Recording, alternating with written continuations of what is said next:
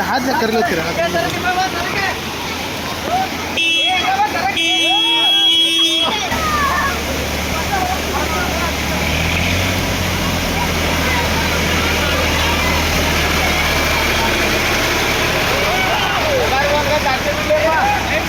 The past 3 days, there has been non-stop rain throughout the Dharwad district, and water has accumulated on the bridge in the Kambarganavi village of the Alnavar Taluk.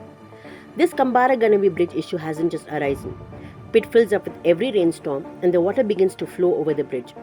People get stuck because of the rainwater as a result of the connection being severed.